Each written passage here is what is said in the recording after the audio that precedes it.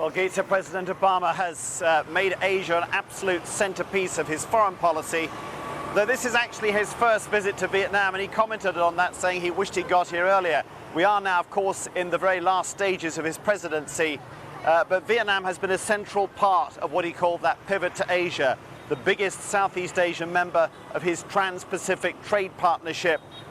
It is an unlikely alliance when you think about it, these two utterly different systems. This convergence between the United States and its one-time enemy actually started with the re-establishment of normal relations back 21 years ago in 1995. You could almost say it goes back even as far as when Vietnam moved away from hardline socialism in the mid-1980s. But clearly President Obama, the first Pacific president, was determined to use this three-day visit to cement what's been achieved up to now and to make sure that these utterly different political systems and different views on many things did not get in the way of what he sees as an essential partnership. President Obama came here to bury historical wounds and to cement what would once have seemed an impossible friendship. The war that killed millions of Vietnamese and nearly 60,000 US servicemen and women, and which ended with a humiliating American withdrawal 41 years ago, is no longer an obstacle, nor a divergent ideological outlooks. Mr. Obama shook hands with Vietnam's communist president in front of a statue of Ho Chi Minh, the man who once symbolized resistance to US power. But it's the rising power now of Vietnam's neighbor China which has driven these former enemies together, with Mr. Obama announcing an end to the long arms embargo against Vietnam.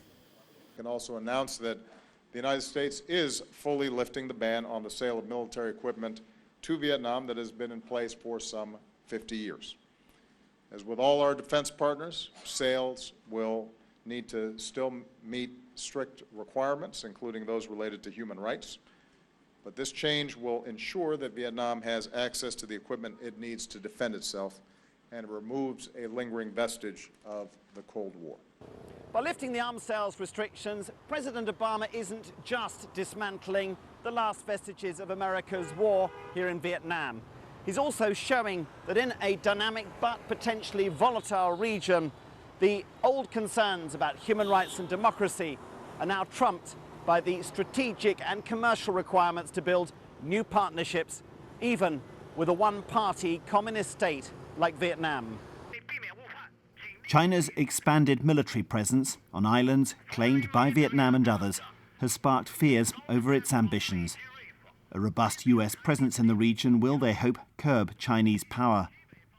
And Vietnam's young population of 90 million is eager for the opportunities provided by trade with the United States.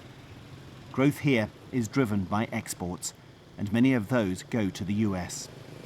Now in the final months of his presidency, Mr. Obama hopes the foundations he's laying with his Asian diplomacy will survive the change of administration in Washington next year. The US, he says, must look to the future here, not the past. Jonathan, this increasing militarization effectively, what does it mean practically? What is Vietnam going to buy? Is it envisaged that it might have to use these arms? I don't think it's about buying weapons. This was much more of a symbolic act. And remember, the arms embargo was partially lifted 2 years ago, and yet we haven't seen Vietnam rushing in to buy even the equipment it could have bought then. Realistically, Vietnam still has an awful lot of Russian equipment left over from its days as a Cold War ally. It won't be wanting to lavish money on state-of-the-art American equipment. It won't want to provoke China. It won't want to be dependent on American equipment either. This is much more about cementing an alliance, about showing Vietnam that it doesn't matter about the ideological differences, that it doesn't really matter about the human rights. That's been strongly condemned by human rights groups.